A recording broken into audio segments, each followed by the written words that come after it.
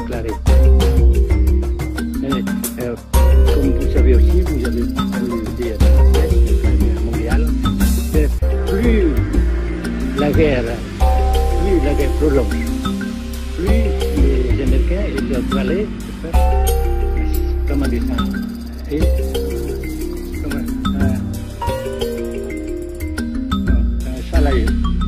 s'enliser. Et plus ils supportent des échecs, comme vous savez, par conséquent, la guerre ne peut pas durer éternellement. Et je suis très heureux que les politiciens haut placés ont reconnu ça. Vous pensez que le général de Gaulle pourrait en quelque sorte, à un certain moment, arbitrer le conflit?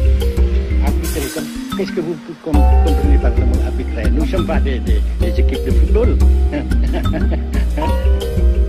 Mais au-delà des accords de Genève, si je ne me trompe, une idée du général de Gaulle est la neutralisation de tout le sud-est asiatique. Est-ce que c'est une idée qui vous semble intéressante? Comme j'ai déjà dit quelques fois, c'est une idée intéressante. Mais ça dépend encore de la volonté de ces peuples et la manière comment on procède à réaliser. C'est une grande question. Et je ne peux pas dire que je suis d'accord. Et je ne dis pas que je ne suis pas d'accord. Mais parce que vous dites, par exemple, vous dites fleurs. Fleurs, il y a beaucoup de sortes de fleurs. Il y a des roses, et des blanches, des rouges, etc. Et il y a qui sont bons et d'autres qui ne sont pas bons. Mais on dit fleurs. Monsieur le Président, nous avons constaté avec chagrin qu'au cours de notre voyage au Nord-Vietnam, que l'influence française était devenue à peu près inexistante dans votre pays. Les moins de 25 ans ne comprennent plus du tout le français. Et je me demande si, à votre idée, des rapports peuvent se rétablir tels que la France continue à jouer une sorte de rôle culturel ici. Avec la France surtout et avec tous les autres pays. Nous voulons avoir une coopération amicale, culturelle, économique, etc.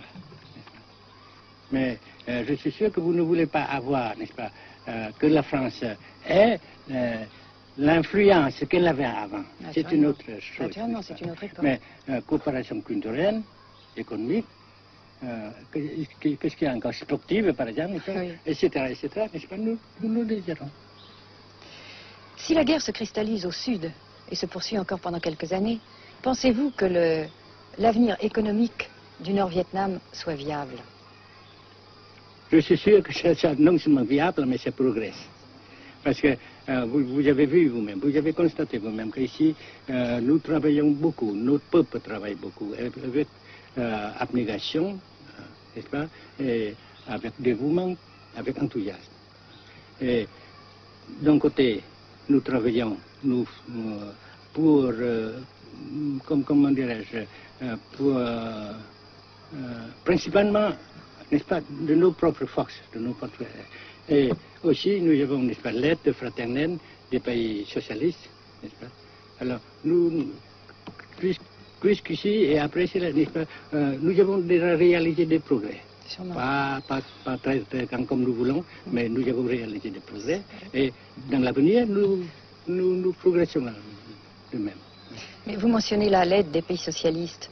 Est-ce que cette aide ne s'est pas trouvée légèrement compromise à la suite du conflit idéologique entre la Russie et la Chine? Non, parce que ces questions, n'est-ce pas, différences idéologiques entre nos différents partis frères, c'est nos affaires intérieures. Ça passera. Et l'unité, ça se fera. Mais l'aide fraternelle continue et continuera. Et c'est très précieux pour nous.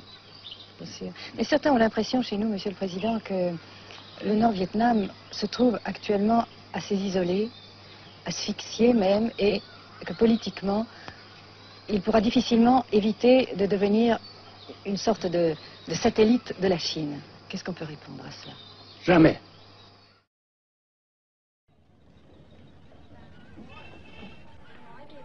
À Hanoï, la vie continue, malgré les alertes, malgré